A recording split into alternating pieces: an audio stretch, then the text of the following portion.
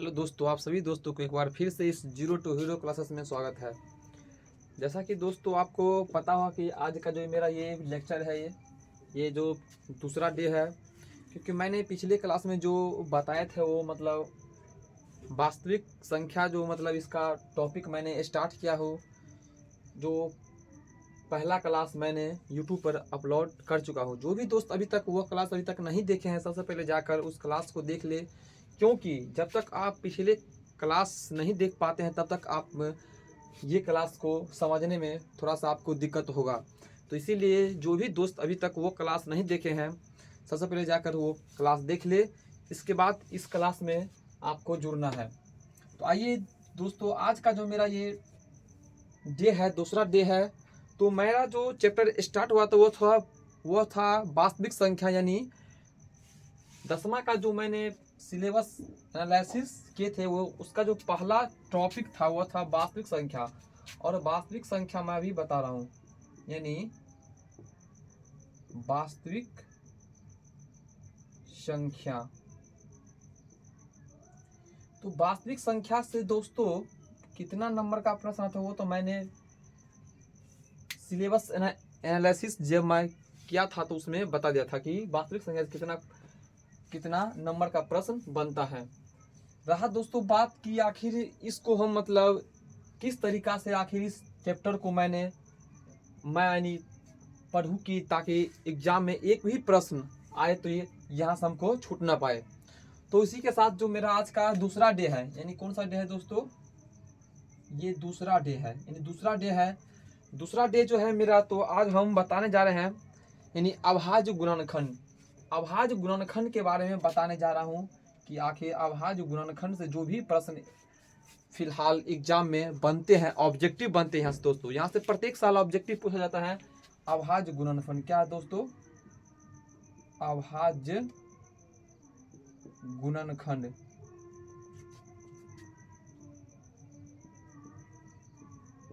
अभाज्य गुणनखंड। सबसे पहले दोस्तों हम ये देखेंगे कि अभाज्य गुणनखंड बारे में।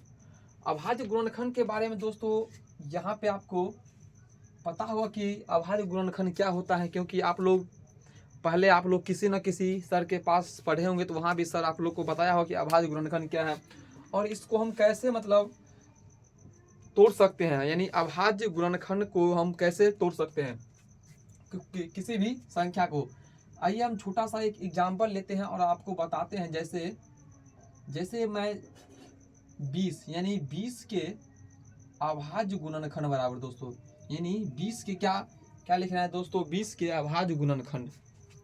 यहाँ पे हमको ये लिखना है कि 20 का हमको अभाज्य गुणनखंड निकालना है।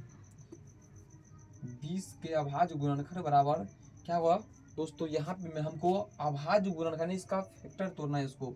तो 20 के जब हम करेंगे 2 दूना 4 5 20, तो 20 का अभाज्य गुणनखंड दोस्तों यही हुआ अभाज्य गुणनखंड। और यहाँ से मतलब ये तो हुआ दोस्तों अभाज्य गुणनखंड के रूप में इसको हम लिखते हैं। दूसरा जैसे हुआ एग्जाम्पल, जैसे हम लेते हैं 24 को जैसे बोला जाएगा कि सर इस मतलब इसका अभाज्य गुणनखंड के रूप में लिखे, यानी 24 के अभाज्य गुणनखंड के रूप में अगर बोला जाएगा अगर लिखने के लिए, तो इसको हम लिखेंगे क्या दोस्तों, 2 दूनी 4 दूनी 8 तिरिक 24। ये अब सर आपके मन में एक प्रश्न आता हो कि आखिर हम ये कहाँ से लिख रहे हैं सर, तो इसको हम 24 को क्या करें सर, इसको फैक्टर इसको हम तोड़े, यानी कि एलसीएम ले रहे हैं 12 दूना 24, 2 छक्के 12, 2 तिया 6, 3 एका 3। यही तो दोस्तों है 2 गुने 2 गुने 2 गुने 3, यही तो हम यहाँ से लिख रहे हैं इसका।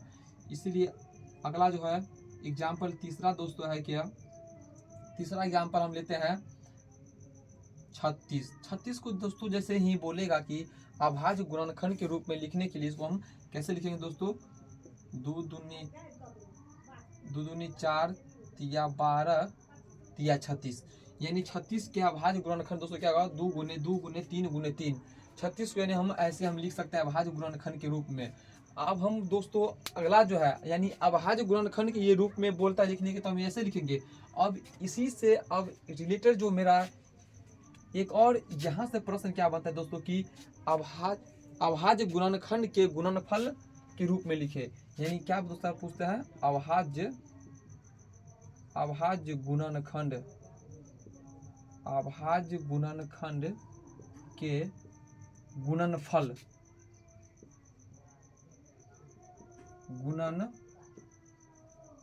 गुणनफल क्या दोस्तों पूछता है, अभाज्य गुणनखंड के गुणनफल के अगर रूप में दोस्तों अगर बोलेगा अगर लिखने के लिए, तो यहाँ पे जैसे एग्जाम्पल मैं एक ले रहा हूँ, जैसे बोल रहा 12 के जैसे ही बोला कि अभाज्य गुणनखंड के गुणनफल के रूप में लिखे, यानी किसी भी संख्या को जैसे ही बोला कि अभाज्य गुणनखंड के गुणनफल के रूप में लिखना है, तो कैसे लिखेंगे, 12 को हम यहाँ पे क्या दोस्तों तोड़ेंगे, फैक्टर पहले तोड़ेंगे, 2 छक्के 12, 2 तिया 6, 3 एक 3, यानी क्या लिखेंगे, तो 2 गुने 3, 2 दूना 4 तिया 12।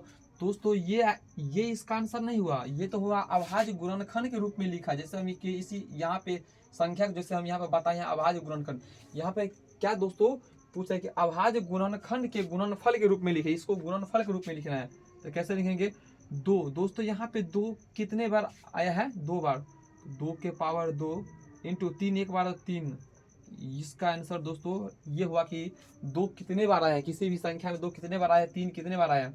एक छोटा सा और एग्जाम्पल रहता है, जैसे 24 को दोस्तों सबसे पहले इसको अभाज्य गुणनखंड के रूप में तोड़ना है, तो 2 दूनी 4, दूनी 8, तिरिक 24, इसमें अभाज्य, ये तो दोस्तों है इसका क्या अभाज्य गुणनखंड के रूप में, लेकिन इसको गुणनफल के रूप में लिखना है, तो कैसे लिखेंगे, 2 कितना बार आया है, 3 बार, तो 2 के पावर 3 और गुने 3, इसका राइट आंसर ये हो गया। इसके साथ हम तीसरा एक और एग्जाम्पल लेते हैं, 40 को दोस्तों क्या लिखेंगे, 2 दूना 4, दूना 8 पंचे 40, दोस्तों इसका ये हो गया अभाज्य गुणनखंड, इसी को बोलेगा गुणनफल के रूप में लिखने के लिए, तो 2 के पावर 3 और गुने 5। एक और एग्जाम्पल मैं यहाँ पे ले रहा हूँ, एक और एग्जाम्पल जैसे यहाँ पर 156, क्या दोस्तों लेंगे, 156 का दोस्तों क्या होगा दोस्तों, 2 गुने 2 दूनी 4, 4 तिया 12 गुने 13, 156 का दोस्तों यही होगा ना अभाज्य गुणनखंड। तो यहाँ पे लिखेंगे 2 कितने बार आया है, 2 बार, 3 एक बार और 13 एक बार, इसका अभाज्य गुणनखंड के गुणनफल के रूप में ऐसे लिखना है। आइए दोस्तों एक और हम एग्जाम्पल लेते हैं, एग्जाम्पल नंबर 5। एग्जाम्पल नंबर 5 दोस्तों हम लेते हैं 120, क्या लेते हैं, 120। तो 120 को हमको क्या करना है दोस्तों, फैक्टर तोड़ना है। सबसे पहले 120 को हमको फैक्टर के रूप में तोड़ना है। यहाँ पे हो गया 60, 2 से लगेगा 30, फिर 2 से लगेंगे 15, 3 से 15, यानी 2 कितने बार आए दोस्तों, 2 3 बार। तो लिखेंगे 2 गुने 2 गुने 2 गुने 3 गुने 5, 2 दूनी 4 दूनी 8 तिरिक 24 पंचे 120। तो 2 कितने बार आया है, 2 3 बार, गुने 3 एक बार और गुने 5 एक बार लिखो, नहीं तो नहीं कुछ होता है, पावर 1 तो ये है। इसका आंसर दोस्तों ये हो गया। यहाँ पे दोस्तों जब ये ऑब्जेक्टिव हमको जब यहाँ से ऑब्जेक्टिव पूछता था, आंसर यहाँ से भी दे सकते हैं, लेकिन यहाँ से दोस्तों 2 नंबर सब्जेक्टिव यहाँ से एक बनता है। प्रत्येक साल जो एग्जाम होता है फिलहाल बिहार बोर्ड का, तो यहाँ से एक ऑब्जेक्टिव तो यहाँ से बनवे करता है, इसका अभाज्य गुणनखंड के रूप में लिखने के लिए बोलता है। लेकिन कभी कभी सब्जेक्टिव में ये पूछ देता है कि अभाज्य गुणनखंड के गुणनफल के रूप में लिखे, यहाँ से भी क्वेश्चन दोस्तों देखने को मिलता है। तो जो भी दोस्त यह तो दोस्तों आपको नोट करना है, इसके बाद हम आगे फिर बतलाएंगे इससे आगे मतलब क्या है दोस्तों। आगे दोस्तों यहाँ पे हमको क्या पढ़ना है दोस्तों, आप एलसीएम और एचसीएफ। आगे दोस्तों क्या देखना है हमको, एलसीएम और एचसीएफ। क्या दोस्तों देखना है यहाँ से आपको हम एलसीएम और एचसीएफ, जिसका हिंदी दोस्तों क्या होता है, लौसा और मौसा, यानी लघुत्तम समापवर्तक और महत्तम समापवर्तक। अब दोस्तों क्या देखेंगे हम,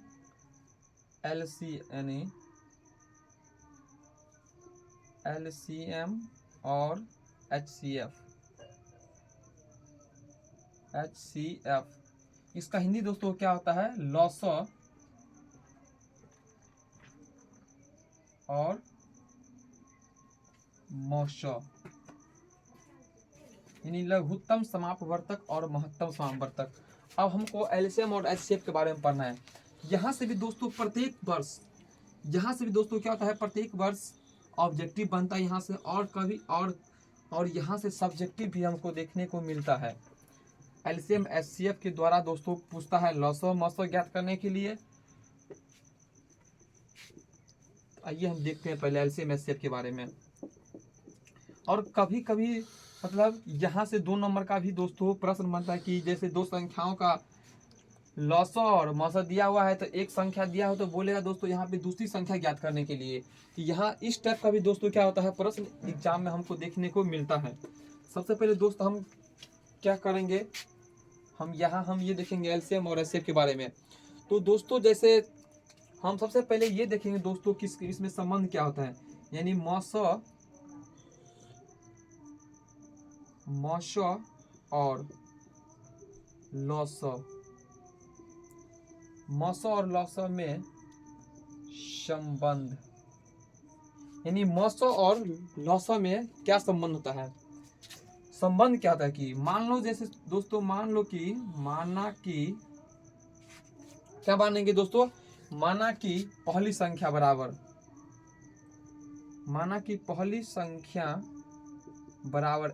एक्स मान लेते हैं कि पहली संख्या एक्स है और दूसरी संख्या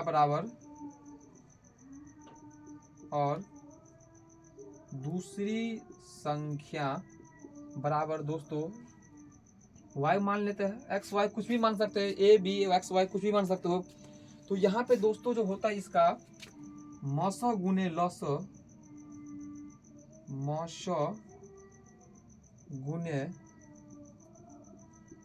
मॉसो गुने लॉसो बराबर दोस्तों क्या होता है फॉर्मूला, पहली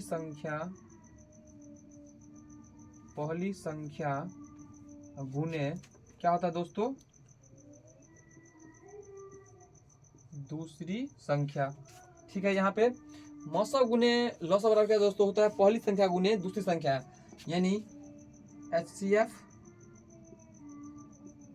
गुने एलसीएम बराबर क्या हो दोस्तों, पहली संख्या कितना माने यहाँ पे हम एक्स गुने दूसरी संख्या कितना माने हैं तो वाई, दूसरी संख्या माने हैं तो वाई। तो यहाँ पे दोस्तों जब ये यहाँ से प्रश्न बनता है क्योंकि जब ये यहाँ से प्रश्न बनता है एग्जाम में कि 2 संख्या को अगर एलसीएम और एचसीएफ दिया हुआ है और एक संख्या दिया है तो यहाँ से हम दूसरी संख्या निकाल सकते हैं। ये हो गया आपका। एक किसका होता है क्या दोस्तों, एक होता है दोस्तों किसका, यानी एचसीएफ बराबर क्या होता है दोस्तों, क्या होता है एक पूछता है कि एचसीएफ बराबर दोस्तों इसका फॉर्मूला होता है दोस्तों, ये फॉर्मूला है ये इसका। और एचसीएफ बराबर क्या दोस्तों होता है फॉर्मूला कि एचसीएफ यानी पहली संख्या गुने दूसरी संख्या। तो पहली संख्या दोस्तों हम कितना माने हैं, यहाँ पर लिखेंगे दोस्तों पहली संख्या गुने दूसरी संख्या बटा क्या, जब भी यहाँ पे पूछेगा अगर एचसीएफ तो यहाँ पे हम कर देंगे क्या एलसीएम कर देंगे, यानी पहली संख्या दोस्तों हम कितना माने हैं एक्स गुने दूसरी संख्या वाई हो गया बटा एलसीएम। इसको यहाँ पे ब्रैकेट में बंद करके लिखना है। ये तो गया एचसीएफ बराबर। अब दोस्तों यहाँ पे और इसका होता है एक फॉर्मूला एलसीएम बराबर, ये तो एचसीएफ बराबर हो गया एलसीएम बराबर। अब देखना है एलसीएम बराबर क्या होता है। एलसीएम बराबर दोस्तों हम इस साइड लिखते हैं यहाँ पे एलसीएम बराबर, यानी एलसीएम जब दोस्तों पूछेगा तो क्या लिखना है कि पहली संख्या गुने दूसरी संख्या, क्या लिखना है दोस्तों पहली संख्या गुने दूसरी संख्या बटा क्या दोस्तों करना है, यहाँ पे एलसीएम पूछा यहाँ पे एचसीएफ कर देना है एचसीएफ, यानी पहली संख्या क्या होना है पहली संख्या हम कितना माने एक्स गुने वाई बटा एचसीएफ। इसको बंद करके इसे लिखना है। एक और यहाँ से पॉइंट क्या बनता है दोस्तों कि जैसे दिया हुआ कि 2 संख्याओं का अगर एलसीएम और एचसीएफ दिया हुआ है, अगर पहली संख्या दिया हो तो दूसरी संख्या पूछता है, अगर दूसरी संख्या दिया हो तो वहाँ पे पहली संख्या भी पूछता है। तो पहली संख्या बराबर क्या होता है दोस्तों, फॉर्मूला इसका पहली संख्या बराबर होता है दोस्तों, इसका हम यहाँ नीचे लिख रहे हैं थोड़ा। एलसीएम क्या होता है दोस्तों, एलसीएम गुने HCF, एलसीएम गुने HCF बट्टा दूसरी संख्या, इसको यहाँ पे बंद करना है। एक और फॉर्मूला आता है, जब यहाँ पूछ रहा है क्या दोस्तों, पहली संख्या, फिर यहाँ पे क्या पूछेगा दोस्तों, दूसरी संख्या। तो दूसरी संख्या बराबर इसका फॉर्मूला होता है दूसरी संख्या, यहाँ भी लिखना है एलसीएम गुने HCF बट्टा क्या हो दोस्तों, यहाँ पे पहली संख्या। यहाँ से कितना दोस्तों, मैं यहाँ पे फॉर्मूला लिखाया है, यानी 5 को यहाँ से फॉर्मूला लिखा है। यहाँ से प्रत्येक साल ऑब्जेक्टिव यहाँ से देखने को मिलता है और प्रत्येक साल यहाँ से सब्जेक्टिव भी देखने को मिलता है। तो आपको अगर जब तक ये फॉर्मूला अगर पता नहीं होगा तब तक यहाँ से आप इस टाइप के प्रश्न को आप सॉल्व नहीं कर सकते हैं। तो आइए हम कुछ उदाहरण लेते हैं, एग्जाम्पल लेते हैं, बारीकी से हम प्रत्येक पर एक एग्जाम्पल देते हैं। जैसे मैं यहाँ से पहला एग्जाम्पल लिखता हूँ। पहला एग्जाम्पल हम लेते हैं कि क्या, जैसे हमको चेक करना यहाँ पे दोस्तों, क्या किसी माना कि एलसीएम यानी HCF बराबर दिया हुआ है 3 और एलसीएम बराबर दिया हुआ है दोस्तों कितना, 12। HCF दिया हुआ 3 और एलसीएम दिया हुआ है 12 और पहली संख्या दिया हुआ है, पहली संख्या भी दिया हुआ है कितना, 3। तो यहाँ पे पूछेगा कि दूसरी संख्या बराबर क्या होगा, दूसरी संख्या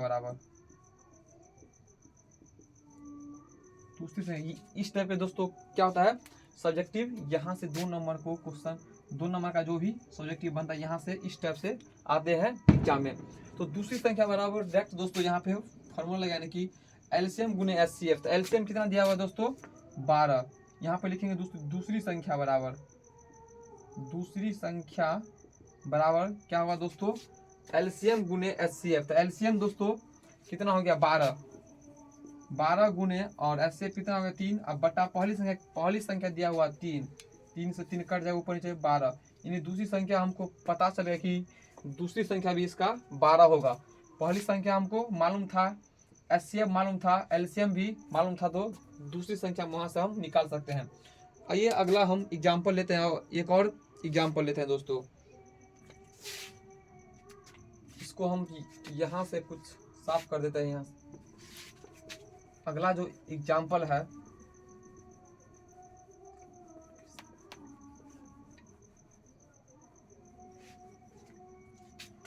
एग्जाम्पल दूसरा हम देखते हैं कि जैसे मतलब पहली संख्या दिया हुआ है दोस्तों कितना, 4 और दूसरी संख्या दिया हुआ है दोस्तों कितना, पहली संख्या बराबर 4 हो गया, कॉमा दूसरी संख्या बराबर कितना हुआ दोस्तों, 12 दिया हुआ है और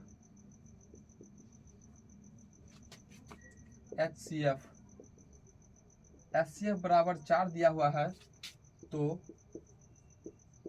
एलसीएम बराबर वाट, यानी एलसीएम हमको ज्ञात करना है। तो यहाँ से हमको ये वाला जो है फार्मूला हमको ये लगाना है डायरेक्ट कि एलसीएम बराबर फार्मूला क्या था दोस्तों, पहली संख्या गुने दूसरी संख्या था दोस्तों, पहली संख्या गुने दूसरी संख्या अब बट्टा क्या था दोस्तों, HCF। पहली संख्या दोस्तों कितना दिया हुआ है, पहली संख्या दिया हुआ है दोस्तों 4 गुने दूसरी संख्या क्या कितना दिया हुआ है, 12 बट्टा HCF दोस्तों कितना दिया हुआ है, 4 से 4 कट गया यानी 12, यानी एलसीएम बराबर दोस्तों कितना आ गया, यहाँ से 12 आ गया। आइए हम एक और एग्जाम्पल बताते हैं, देखते हैं हम अगला एग्जाम्पल।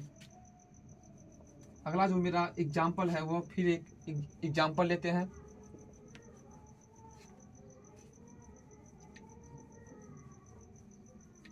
एक और एग्जाम्पल लेते हैं दोस्तों, एक और एग्जाम्पल लेते हैं यहाँ पे। जैसे दिया हुआ कि प्रश्न में मतलब इस टाइप का प्रश्न आता है एग्जाम में, ऑब्जेक्टिव भी आता है और सब्जेक्टिव भी मतलब पूछता है। जैसे प्रश्न पूछता है, जैसे कि इस पर हो गया मतलब एलसीएम पर हो गया, दूसरी संख्या एक एचसीएफ पर एक हम देखते हैं। जैसे दिया हो कि पहली संख्या बराबर, पहली संख्या दिया हुआ हमको कितना 5, और दूसरी संख्या दिया हुआ है, दूसरी संख्या पहली संख्या दूसरी संख्या दिया हमको कितना 25, और एलसीएम भी दिया हुआ है दोस्तों कितना 25। तो एचसीएफ बोलेगा यहाँ से ज्ञात करने के, एचसीएफ बोलेगा दोस्तों यहाँ से ज्ञात करने के लिए। तो यहाँ से हम एचसीएफ ज्ञात कर सकते हैं। लिखेंगे एचसीएफ बराबर क्या था दोस्तों, पहली संख्या गुने दूसरी संख्या, था पहली संख्या हो गया 5, दूसरी संख्या हो गया 25 बट्टा एलसीएम कितना दिया है दोस्तों 25, 25 से 25 कट गया, एचसीएफ बराबर 5। ये तो हो गया दोस्तों एलसीएम एचसीएफ ज्ञात कर सकते हैं। लेकिन यहाँ पे दोस्तों एक और प्रश्न क्या बनता है कि हमको जांच करने के लिए यहाँ पे हम जांच भी कर सकते हैं। तो ये जो दोस्तों मैंने यहाँ पे जो लिखा था ये वाला फॉर्मूला, यह कि ये क्या है दोस्तों, यहाँ पे ये है, ये जो है जांच करने का फॉर्मूला है कि लॉसा गुने मौसा बराबर पहली संख्या गुने दूसरी संख्या। ये जो है दोस्तों ये जो है जांच करने का फॉर्मूला है कि आप जांच कर सकते हैं कि लॉसा गुने मौसा बराबर होता है दोस्तों पहली संख्या गुने दूसरी संख्या। जब भी दोस्तों यानी लॉसा गुने मौसो, यानी लेफ्ट साइड अगर राइट साइड का अगर बराबर दोनों है तो वहाँ पे तो जांच करना पड़ता है। आइए हम एक जांच मतलब इस टाइप का भी प्रश्न हम देखते हैं। जैसे कोई भी प्रश्न दिया होगा, एक प्रश्न में पूछता है, जैसे कि क्वेश्चन रहता है दोस्तों, क्या क्वेश्चन रहता है कि जैसे एक क्वेश्चन मैं यहाँ पे लिख रहा हूँ,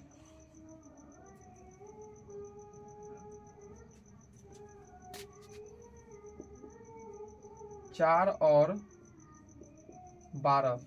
क्या है दोस्तों क्वेश्चन 4 और 12, यानी 4 और 12 को हमको चेक करना है कि जांच कीजिए कि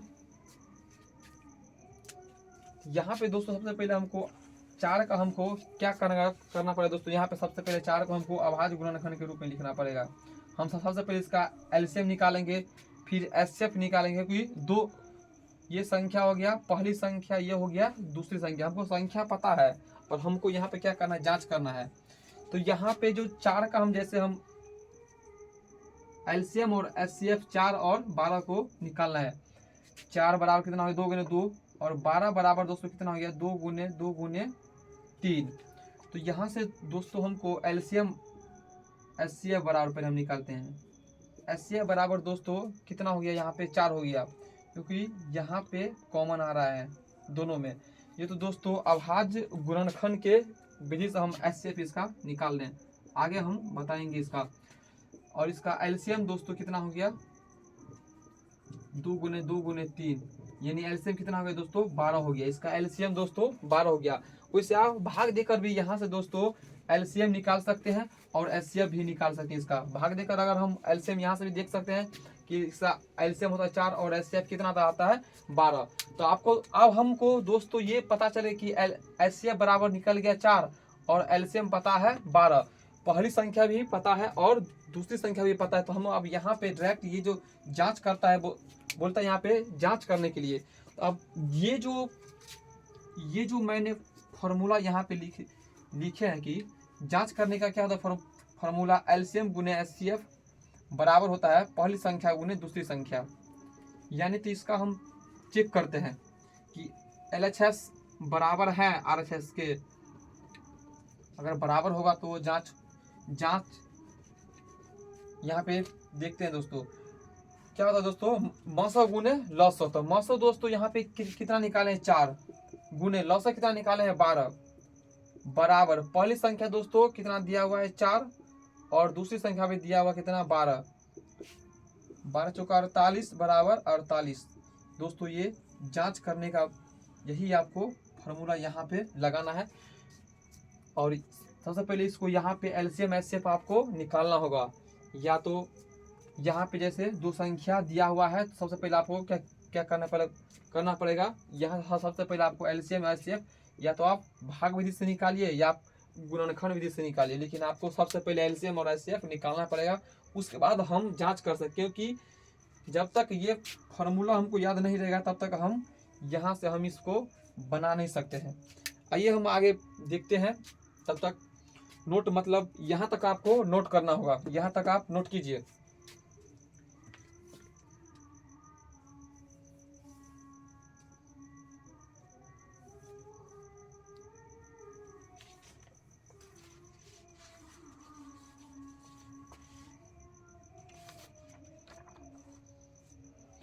आइए दोस्तों हम बोर्ड को हम साफ कर देते हैं। अब हम देखते हैं दोस्तों, अगला जो मेरा आगे जो हम बताने वाले हैं वो आपको बताने ये जा रहे हैं कि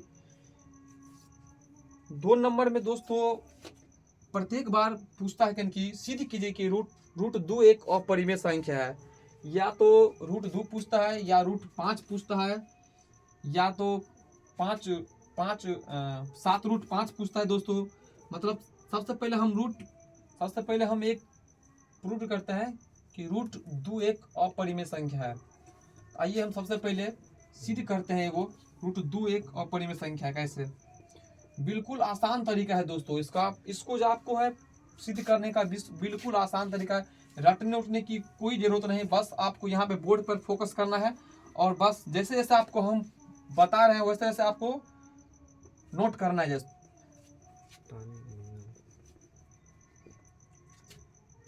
इंचार्ज महोदय थोड़ा पानी दीजिए इसमें।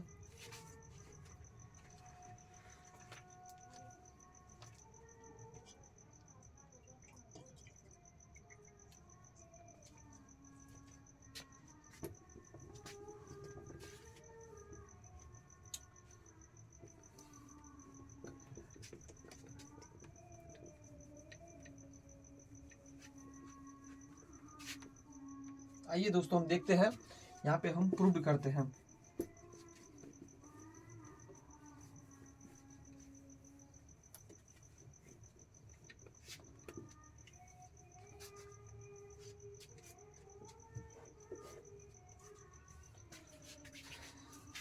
रूट दोस्तों अगला अभी जो हम बताने जा रहे हैं ये बताएं कि रूट 2 एक अपरिमेय संख्या है। रूट 2 एक क्या है दोस्तों? अपरिमेय संख्या है। सिद्ध करे यानी प्रूव करे कि रूट 2 एक अपरिमेय संख्या को सिद्ध करके ये बताना होगा कि रूट 2 एक अपरिमेय संख्या है। कैसे है हमको ये पहले जानना होगा। यहाँ से दोस्तों आपका जो अभी से जो है नजर बिल्कुल यहाँ रहना चाहिए बोर्ड पे, क्योंकि ये रटने वाला चीज नहीं, आपको समझने वाला चीज है।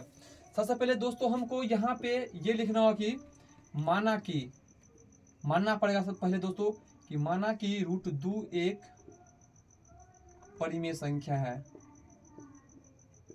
परिमेय संख्या है, इसीलिए रूट 2 बराबर क्या होगा दोस्तों? P/Q।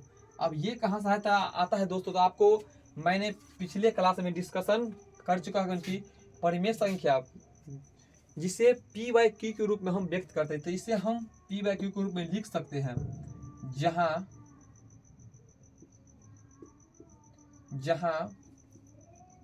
P और Q एक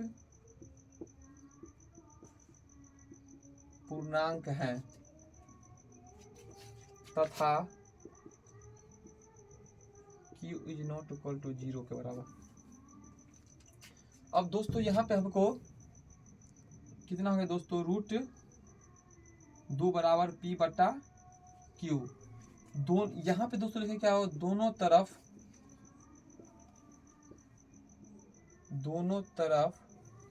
वर्ग करने पर क्या किए दोस्तों? हम यहाँ पे दोनों तरफ वर्ग करने पर। तो अब हमको दोनों तरफ वर्ग करना है, तो यहाँ पे रूट 2 का भी वर्ग करना है और P/Q का भी वर्ग करना है। तो यहाँ पे दोस्तों रूट 2 का वर्ग करेंगे तो यहाँ पे दोस्तों हम साइड में आपको एक बार बता देता है। रूट 2 का वर्ग यहाँ पे वर्ग करना है, तो रूट 2 को हम कितना बार लिखेंगे? 2 बार लिखेंगे, और इसको हम गुना करेंगे तो रूट 4 होगा, और रूट 4 का वर्गमूल 2 आता, आपको पता होगा। तो यहाँ पे डायरेक्ट हम लिखते हैं कि 2 बराबर कितना होगा दोस्तों? पी स्क्वायर बट्टा क्यू स्क्वायर। अब यहाँ पे दोस्तों कोना कोनी मतलब कोना कोनी इसको गुना करना है। क्या करना है दोस्तों, यानी कोना कोनी मल्टीप्लाई करना है। यहाँ पे दोस्तों न कुछ तो बट्टा में 1 आप मान सकते हैं। यहाँ पे पी स्क्वायर बराबर कितना होगा 2 क्यू स्क्वायर। समीकरण 1 यहाँ पे हम मान लेते हैं। अब यहाँ पे दोस्तों लिखना होगा नीचे में दोस्तों। अब यहाँ से लिखना है जहां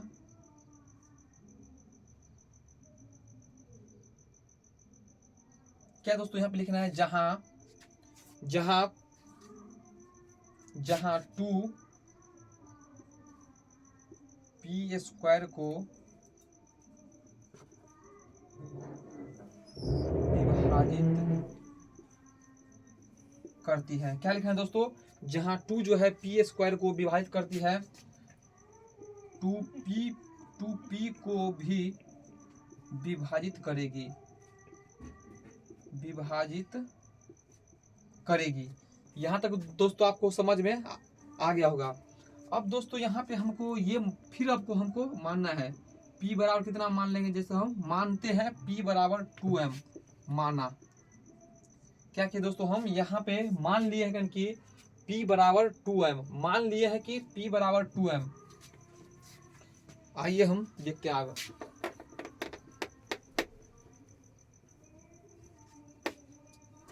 अब जो दोस्तों है p का मान हम समीकरण p का मान यहाँ हम लिखेंगे दोस्तों कि p का मान समीकरण 1 में रखने पर, यानी समीकरण 1 में रखने पर, समीकरण 1 दोस्तों क्या है, यहाँ पे हम यहाँ से बताते हैं। समीकरण 1 क्या है, पी स्क्वायर बराबर 2 क्यू स्क्वायर। तो जहाँ पे p है, जहाँ पे ये पी स्क्वायर है, वहाँ पे हमको क्या रखना है 2m। तो यहाँ पे 2m का स्क्वायर होगा, यहाँ पे क्योंकि स्क्वायर है क्यू स्क्वायर, 4m स्क्वायर बराबर 4 क्यू स्क्वायर। यहाँ पे 2 से 2 कट गया, 2 यहाँ बच गया, कितना बच गया 2 पी स्क्वायर बराबर क्यू स्क्वायर। यहाँ तक दोस्तों आपको समझ में आ गया होगा। यहाँ पे दोस्तों कितना बच गया, आप 2। अब यहाँ पे हमको लिखना है दोस्तों, फिर यहाँ से लिखना है दोस्तों, क्या लिखना है हमको कि 2, यहाँ पे क्या है,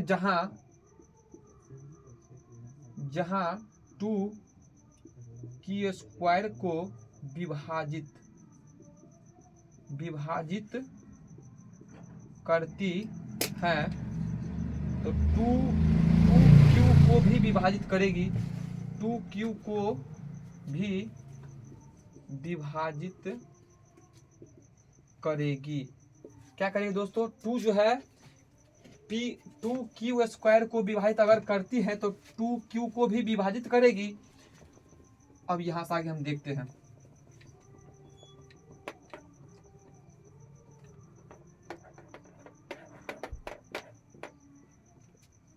यहां तक दोस्तों आपको समझ में आ गया होगा। यहाँ पे इसको समीकरण 2 मान लेते हैं। यहाँ पे समीकरण भूल गए, समीकरण 2 यहाँ पर मानना पड़ेगा। समीकरण 2 यहाँ पर मान लेते हैं। अतः अब यहाँ से दोस्तों नीचे से लिखना है क्या, अतः समीकरण 1 और समीकरण 2, क्या लिखना है दोस्तों, समीकरण 1 और समीकरण 2 से हमें प्राप्त होता है,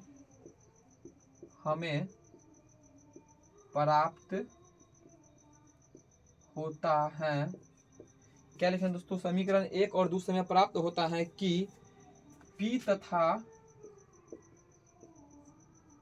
क्या लिखें दोस्तों, P तथा Q का ओवेनिष्ट गुणनखंड कितना है दोस्तों, यहाँ पे 2 है। P तथा Q का ओवेनिष्ट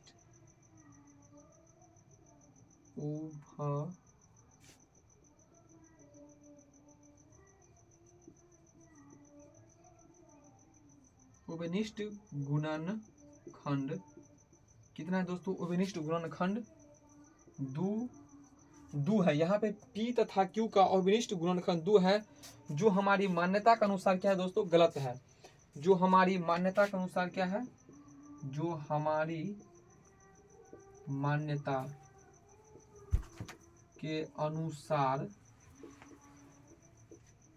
क्या हुआ, गलत साबित हुआ, लेकिन जो हमारी मान्यता के अनुसार गलत साबित हुआ, गलत साबित करता है या साबित हुआ, यहाँ आप लिख सकते हैं साबित करता है। इसीलिए √2 एक अपरिमेय संख्या है, प्रूव्ड। दोस्तों मैंने यहाँ पे √2 को प्रूव यहाँ पे कर चुका हूँ। यहाँ पे मैंने बारीकी से एक एक शब्द को लिखा हूँ। आपको ठीक इसी प्रकार नोट करना है, क्योंकि जब तक आप इसको नोट नहीं करते हैं, जब तक आप इस यानी कॉपी को उल्टा नहीं देखता, तब तक आपको समझ में नहीं आएगा। क्योंकि मैथ एक ऐसा सब्जेक्ट है जिसको बार बार जब तक हम नहीं देखेंगे तब तक मतलब कोई भी चीज़ हमको क्या होता है जैसे भूल जाते हैं। क्योंकि ये फिजिक्स केमिस्ट्री और बायोलॉजी नहीं है, हम हमको रट लेंगे। मैथ हमको क्या है दोस्तों, समझने का चीज़ है। तो यहाँ पे हमको समझना होगा दोस्तों कि हम जो यहाँ पे √2 एक अपरिमेय संख्या, इसको हम सिद्ध किए हैं, लेकिन कैसे ये सब कैसे आ रहा है आपको यहाँ पे आपको समझना होगा। तो बिल्कुल आपको यहाँ पे फोकस करना चाहिए। तो आज हम √2 को सिद्ध किए हैं। नेक्स्ट क्लास में नेक्स्ट क्लास में दोस्तों हम सिद्ध करेंगे 5 - √3 को हम सिद्ध करेंगे नेक्स्ट क्लास में। तब तक के लिए बाय। इस क्लास में जुड़ने के लिए। और दोस्तों मैं आप लोग को फिर एक बार बता देना चाहता हूँ कि जो भी दोस्त अभी तक इस चैनल को सब्सक्राइब नहीं किए हैं, तो सबसे पहले जाकर आप इस चैनल को सब्सक्राइब कर लेंगे और दोस्तों को भी बतला देंगे कि यहाँ पे 02 हीरो क्लासेस पर जो है एक मतलब क्रैश कोर्स ओपन हुआ है, जो 2025 में जो भी बिहार बोर्ड का एग्जाम होने वाला है, यहाँ पे बिल्कुल फ्री में ये क्लास आप लोग के बीच मतलब दिखाया जा रहा है। और इस क्लास का दोस्तों जो है PDF है वो आपको टेलीग्राम ग्रुप में मतलब मिल जाएगा। PDF क्लास का जो भी अभी मैं यहाँ पे डिस्कशन किया हूँ, इसका PDF आपको टेलीग्राम पे मिल जाएगा। तब तक के लिए बाय। नेक्स्ट क्लास में आगे हम मिलते हैं।